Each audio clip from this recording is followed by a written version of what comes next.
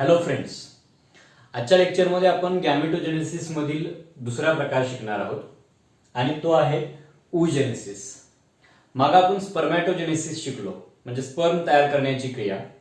तर आजच्या लेक्चरमध्ये आपण ओव्हा किंवा एग्स तयार करण्याची प्रोसेस जिला oogenesis असं म्हटलं तर ती शिकणार आहोत. So what is oogenesis? साधा प्रश्न जर आपल्याला विचारला तर आपलं उत्तर असेल formation of female gametes, and these female gametes are called as ova or eggs. Female gametes तयार करणं, हॅप्लॉइड फिमेल गॅमेट तयार करण्याची क्रिया, ओहा तयार करण्याची क्रिया किंवा एग्स तयार करण्याची क्रिया जी आहे तिला आपण oogenesis असं म्हणतो. ही oogenesisची प्रोसेस कुठं होते? It occur inside the ovary, ओव्हरीमध्ये पूर्ण होते. परंतु आपल्याला oogenesisची प्रोसेस शिकत असताना काही टप्प्यावरती हिचं कंपॅरिझन स्पर्मॅटोजेनेसिस बरोबर करायला लागतं आणि मग त्यावेळेला आपण एक गोष्ट लक्षात घेतो की स्पर्मॅटोजेनेसिसची प्रोसेस खरं तर प्युबर्टी नंतर सुरू झालेली असते. But the process of oogenesis start before the birth of girl child. म्हणजे एखादी मुलगी ज्या वेळेला जन्म घेते तिच्या जन्म घेण्याच्या अगोदरच oogenesisची प्रोसेस सुरू झालेली असते. ही गोष्ट आपण ओव्हरी डेव्हलपमेंटच्या वेळेला पण शिकलो. म्हणजे the process of oogenesis start in the embryonic life of a female और in her intrauterine life.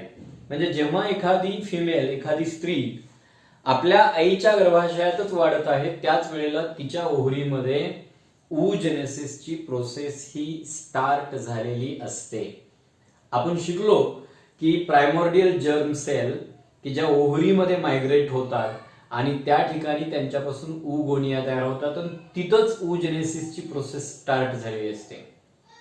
आणखीन एक फरक हा स्पर्मॅटोजेनेसिस आणि oogenesis मध्ये आपल्याला पाहायला मिळतो आणि तो फरक असा आहे, the process of spermatogenesis is continuous. Once it start, एकदा ही सुरू झाली की ही प्रोसेस शेवटपर्यंत कंटिन्यू होते, स्पर्म तयार व्हायला लागले की एंड पर्यंत होते. But the process of oogenesis get arrested at certain stages. Certain स्टेजला ही oogenesisची प्रोसेस अरेस्ट होते आणि टप्प्याटप्प्यानं ही कंप्लीट केली जाते. Means it is the lengthy process, ही खूप लेंदी प्रोसेस आहे. आता आपण बघूया, ज्याप्रमाणे आपण बघितलं होतं की स्पर्मॅटोजेनेसिस मध्ये गोनॅडोट्रॉपिक हार्मोनची गरज असते स्पर्म तयार करायला, तशीच गरज oogenesis मध्ये पण असते आणि सेम मेकॅनिझम इथं पण गोनॅडोट्रॉपिक हार्मोनच्या सिक्रेशनचं जे आहे, जे आपण स्पर्मॅटोजेनेसिसच्या लेक्चरमध्ये शिकलो. मी आता त्या गोष्टी रिपीट करत नाही. मी या ठिकाणी डायरेक्टली oogenesisची प्रोसेस आणि तिच्यातल्या स्टेप्स कडे येतो.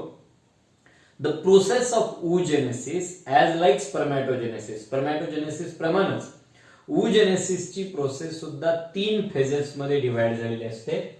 आता त्या 3 फेजेस कुठल्या कुठल्या आहेत? त्यापैकी जी पहिली फेज आहे, this phase is called as a multiplication phase. Multiplication phase. त्याच्यानंतर सेकंड फेज जी आहे, this phase is called as a growth phase. Growth phase. आणि त्याच्यानंतर तिसरी स्टेप जी आहे, तिसरी फेज जी आहे, this phase is called as maturation phase. Maturation phase. लक्षात घ्या, आता यापैकी पहिली फेज आहे multiplication phase. This phase is completed during embryonic life.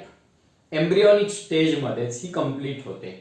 या स्टेजला काय होतं, प्रायमॉर्डियल जर्म सेल की ज्या ओव्हरीमध्ये मायग्रेट झालेल्या आहेत, ओव्हरीमध्ये आलेल्या आहेत, या primordial germ cell repeatedly mitosis cell डिव्हिजनने डिवाइड होतात आणि अनेक पेशी तयार होतात. त्या नवीन तयार झालेल्या पेशींना आपण oogonia असं म्हणायचं. त्यामुळं मी या ठिकाणी पुन्हा लिहितो, see this is the primordial germ cell. ही प्रायमॉर्डियल जर्म सेल आहे. अशा अनेक सेल आलेल्या असतील. Now it is going to produce ovum. ही आता ओहम तयार करणार आहे, primordial germ cell. We know this primordial germ cell is diploid. It contain 46 chromosome. आणि आपल्याला माहिती आहे, in human female there are 44 autosomes and 2 sex chromosomes. आणि हे दोन्ही सेक्स क्रोमोसोम एक्स प्रकाराचे आहेत, एक्स एक्स असे असतात. असे 44 सायटोसोम आणि 2 हेटेरोसोम किंवा सेक्स क्रोमोसोम मिळून 46 क्रोमोसोम ह्या डिप्लॉइड सेलमध्ये आहेत. आता एम्ब्रियोनिक स्टेजला these primordial germ cells undergo repeated mitotic divisions. ह्या रिपीटेडली डिवाइड होतात. They divide so many times. आपण त्यातल्या फक्त 2 स्टेज इथे दाखवूया. And all these divisions are mitosis, mitotic divisions आहे. आणि मग as mitotic divisions are equational division, या तयार झालेल्या पेशीचा क्रोमोसोम नंबर पण प्रायमोर्डियल जर्म सेल एवढाच असेल, मात्र या ज्या सेल्स आहेत नाव they are called as oogonia. यांना उगोनिया असं म्हणायचं. आता या ज्या उगोनिया आहेत, this oogonia are also diploid having 46 chromosome. लक्षात घ्या, this is the first phase of oogenesis. First phase is multiplication phase. तिथं काय झालं, पीजीसीज म्हणजे प्रायमोर्डियल जर्म सेल की ज्या डिप्लॉइड आहे, they divide by repeated mitosis to form oogonia. स्पर्मॅटोजेनेसिसची प्रोसेस शिकत असताना इथं आपण स्पर्मॅटोगोनिया म्हटलं होतं, आता उगोनिया. तिथं स्पर्म तयार होत होते, इथं ओहा तयार होत आहे. म्हणजे प्रोसेस सेम आहे, नावांमध्ये थोडासा फरक आहे. Here ends the first phase. पहिली फेज संपते, that is multiplication. Means cell multiply होतात, सेलची संख्या वाढते. आता त्याच्यानंतर सेकंड फेजला सुरुवात होते. And this second phase is called as a growth phase.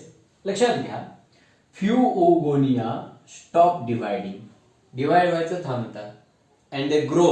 का वाढतात? सायटोप्लाझम वाढतो, त्याच्यातल्या सेल ऑर्गॅनिलची संख्या वाढते, काही फूड त्याच्यामध्ये स्टोअर केलं जातं आणि मग या सेल वाढतात, त्यांची ग्रोथ होते आणि ग्रो झालेल्या सेल्स ज्या आहेत now they are called as primary oocyte. Primary oocyte. आणि पुन्हा लक्षात ठेवा, डिप्लॉइड सेल हॅव्हिंग 46 क्रोमोसोम, कारण इथं फक्त ग्रोथ झालेली आहे. Primary oocyte. जेव्हा ह्या प्रायमरी oocyte तयार होतात, this also occurs in embryonic stage. हे सुद्धा एम्ब्रियोनिक स्टेजलाच होतं. आणि आपल्याला एवढं पण शिकवलं ओव्हरी डेव्हलपमेंटच्या वेळेला, खरं तर एम्ब्रियोनिक स्टेजलाच प्रायमरी oocyte डिवाइड व्हायला सुरुवात होतात मिओसिसनं. पण प्रोफेजच्या डिप्लोटिनी मध्ये जाऊन ही डिव्हिजन थांबते. म्हणजे तिथपर्यंत, म्हणजे प्रायमरी oocyte ओव्हरीमध्ये असतानाच मुलीचा जन्म होतो. आणि आपल्याला ह्याच्या पुढे शिकवलंय की प्रायमरी oocyteच्या कडेनं फॉलिक्युलर सेल अरेंज होतात आणि फॉलिकल तयार होतात, ते प्रायमॉर्डियल फॉलिकल. म्हणजे तोच प्रायमॉर्डियल फॉलिकल मध्ये जो oocyte होता तो हा प्रायमरी oocyte. बरोबर आहे. परंतु आता आपण कडेनं फॉलिक्युलर सेल दाखवत नाही, फक्त ह्या oocyte वरती फोकस करतो. आणि या ठिकाणी hair ends the second phase. मग या सेकंड फेजला काय झालं रे, तर सेकंड फेजला उगोनियम एक वचन आणि उगोनिया अनेक वचन याची ग्रोथ झाली. आणि ग्रोथ झाल्यानंतर तयार झाला primary oocyte. This primary oocyte is diploid, oogonium is diploid. Second phase. इथं आपण एकावरती फोकस करतोय. आता अशी प्रायमरी oocyte ओव्हरीमध्ये असताना त्या मुलीचा जन्म होतो. मिओटिक डिव्हिजन प्रोफेजला थांबते आणि ती पुढे प्युबर्टी पर्यंत थांबलेलीच असते. Then from the age of puberty we know the female reproductive system show cyclic changes. आणि या सायक्लिक चेंजेसच्या सिरीजला आपण मेन्स्ट्रुअल सायकल म्हणतो. And during each menstrual cycle few follicles containing primary oocyte they start to grow. म्हणजे पुढची development सुरू होते आणि त्यातलं एकच मॅच्युअर होतं. आणि मग हे सर्व होतं या तिसऱ्या स्टेजमध्ये. That stage is called as a maturation stage. म्हणजे now the maturation stage it start during the process of menstrual cycle. ही मेन्स्ट्रुअल सायकल आता पुढची स्टेप होते. काय होतं रे, तर during maturation phase at first the primary oocyte divide by meiosis 1. या ठिकाणी मिओसिस 1 की जी अगोदरच सुरू झाली होती पण प्रोफेज मध्ये थांबलेली होती, अडकलेली होती डिप्लोटिनी स्टेजला. मग या मॅच्युरेशन फेजला ही अडकलेली, थांबलेली, अरेस्ट झालेली मिओसिस 1 कंप्लीट होते आणि 2 हॅप्लॉइड सेल तयार होतात. पण पुन्हा इथं फरक आहे. ज्या 2 हॅप्लॉइड सेल तयार होतात त्यापैकी एक सेल लार्ज तयार होते. दोन्ही मधला क्रोमोसोम नंबर सेम आहे, परंतु सायटोप्लाझमचं प्रमाण कमी अधिक जातं आणि एक सेल मोठी तयार होते.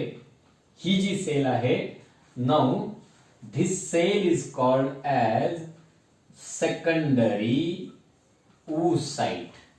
सेकंडरी oocyte, हॅप्लॉइड 23 क्रोमोसोम असणारी. अँड द स्मॉलर वन, जी लहान पेशी तयार झालेली आहे, this is called as a polar body. मग हिला आपण नाव देतो first polar body. First polar body. बरोबर आहे. इथं मिओसिस 1 कंप्लीट झाली. मिओसिस 1 कंप्लीट झाली, हा सेकंडरी oocyte तयार झाला. Again it is not final ohm. हा फायनल ओहम नाहीये. आपल्याला माहितीये हे होतं फॉलिकलच्या डेव्हलपमेंटच्या वेळेला आणि लगेच सेकंडरी मिओसिस किंवा सेकंड मिओटिक डिव्हिजनला पण सुरुवात होते, पण सेकंड मिओटिक डिव्हिजन पुन्हा अरेस्ट होते ऍट मेटाफेज स्टेज. आणि हे प्रश्न ऑब्जेक्टिव्ह मध्ये विचारले जातात. म्हणजे इथं फर्स्ट मिओटिक डिव्हिजन थांबली होती प्रोफेज स्टेजला, ती आता कंप्लीट झाली आणि सेकंड मिओटिक डिव्हिजन पण मेन्स्ट्रुअल सायकल मध्ये पुन्हा स्टॉप झाली. कुठल्या स्टेजला? At metaphase 2. मेटाफेज 2 स्टेजला स्टॉप झाली. आणि आपल्याला माहितीये ओव्हरी मधून ज्याला आपण ओहम म्हणतो बाहेर पडला, तो ओहम नसून हा सेकंडरी oocyte असतो आणि त्याच्या शेजारी ही छोटी पेशी असते, फर्स्ट पोलार बॉडी. बरोबर. In most of the cases, most of the time, this first polar body never take part in meiosis 2. Mostly ही डिवाइड होत नाही आणि ही अशीच डिस्ट्रॉय होते. But sometime this polar body divide to form 2 smaller daughter cells. ह्यांना पण तुम्ही पोलार बॉडीज म्हणा. बरोबर. यांचं फर्टिलायझेशन आता होणार नाही, पण मोस्टली ही डिवाइडच होत नाही, पण काही वेळा डिवाइड होते, म्हणून आपण इथं दाखवली. आता इथं जी डिव्हिजन असणार आहे, दिस डिव्हिजन इज मिओसिस 2. परंतु ही कधी होते लक्षात घ्या. हिची पण मिओसिस 2 कंप्लीट होते आणि पुन्हा 2 अनइक्वल सेल तयार होतात. त्यापैकी इथं तयार झालेली जी लार्ज सेल आहे, now this cell is ovum. Now this is polar body. हिला आपण सेकंड पोलार बॉडी असं म्हणतो. Second polar body. आणि ह्या सुद्धा पोलार बॉडीज आहेत, परंतु कधी ह्या तयार होतील, कधी तयार होणार नाही. म्हणजे हा ओहम तयार होईल. परंतु लक्षात घ्या, मिओसिस 2 ही मेन्स्ट्रुअल सायकलच्या वेळेला कंप्लीट होत नाही. मग ही कधी कंप्लीट होते? It is completed only during the process of fertilisation. म्हणजे ओव्हरीतून रिलीज केलेला सेकंडरी oocyte आणि त्याच्या शेजारी फर्स्ट पोलार बॉडी मायग्रेट होतात, ओव्हिडक्ट मध्ये जातात. ओव्हिडक्टच्या अँप्युला मध्ये गेल्यानंतर जर तिथं स्पर्म्स आलेले असतील तर स्पर्म आणि तो सेकंडरी oocyte फ्यूज व्हायला लागतात. स्पर्म हा सेकंडरी oocyteच्या आत एंट्री करतो, त्यावेळेला मिओसिस 2 पूर्ण होते आणि ओहम तयार होतो. त्यामुळे आपण लक्षात ठेवायचं, मॅच्युरेशन स्टेज सुद्धा 2 टप्प्यात पूर्ण होते. मेन्स्ट्रुअल सायकलच्या प्रॉलिफरेटिव्ह फेजच्या वेळेला मिओसिस 1 पूर्ण होते आणि फर्टिलायझेशनच्या वेळेला मिओसिस 2 पूर्ण होऊन फायनल ओहम तयार होतो. And if there is no fertilisation, जर फर्टिलायझेशन झालं नाही तर oogenesisची प्रोसेस कंप्लीट होत नाही. का? कारण की हा सेकंडरी oocyte आहे त्या स्टेजलाच डिस्ट्रॉय होतो. म्हणजे the last stage, that is meiosis 2 of oogenesis, it is completed only during the process of fertilisation. फक्त फर्टिलायझेशनच्या वेळेस पूर्ण होते आणि फर्टिलायझेशनला स्पर्म अवेलेबल नसतील तर मिओसिस 2 पूर्ण न होता oogenesisची प्रोसेस इथंच थांबते. म्हणजे secondary oocyte get destroyed and released out along with the menses. Menses बरोबर तो रिलीज केला जातो. या पद्धतीनं 3 स्टेप मध्ये ह्या oogenesisची प्रोसेस कंप्लीट होते. ही मॅच्युरेशन फेज आपल्याला जर इथं दाखवायची झाली तर ती आपण अशी दाखवूया. See, this is primary oocyte. We know it is diploid. It divide by meiosis 1 आणि तयार होतो एक सेकंडरी oocyte की जो हॅप्लॉइड आहे +1 पोलार बॉडी, बरोबर आहे. त्याच्या पुढची डिव्हिजन की जी फक्त फर्टिलायझेशनच्या वेळेला होणार आहे ते काय तर सेकंडरी oocyte की जो कसा आहे हॅप्लॉइड आहे. It divide by meiosis 2 to form ovum plus 1 more polar body. आणखीन एक पोलार बॉडी इथे तयार होते म्हणजे हा ओहम. आणि ही शेवटची step only at the time of fertilisation. जर फर्टिलायझेशन असेल तर ही स्टेप होणार नाही, इथपर्यंतच ओजेनेसिसची इनकम्प्लीट ओजेनेसिस होईल.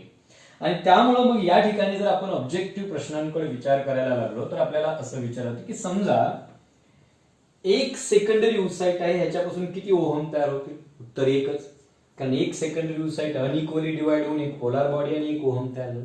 बरं एका प्रायमरी oocyte पासून किती ohm? Again the answer is 1, कारण प्रायमरी oocyte डिवाइड झाला की सेकंडरी oocyte आणि polar body. Polar body divide होईल किंवा होणार नाही, आणि सेकंडरी oocyte डिवाइड झाल्यावर पण एकच ओहम. पण हेच आपण स्पर्मॅटोजेनेसिस मध्ये वेगळी उत्तरं आली होती आपली, तेही आपण कम्पॅरेटिव्हली लक्षात घेतलं होतं. खरं तर ज्या वेळेला ह्या oogenesis आणि स्पर्मॅटोजेनेसिस या दोन्ही प्रोसेसेस आपण शिकतो, एका पेपरवरती आपण त्या दोन्हीचा कम्पॅरेटिव्ह चार्ट तयार करावा आणि या कम्पॅरेटिव्ह चार्टमध्ये स्पर्मॅटोजेनेसिस आणि oogenesis ह्या दोन्हीच्या स्टेप्स आपण एकाखाली एक लिहाव्या आणि दोघांमध्ये काय नेमका फरक आहे तो आपण लक्षात ठेवावा. बरोबर आहे का? दिस इज अबाउट द oogenesis.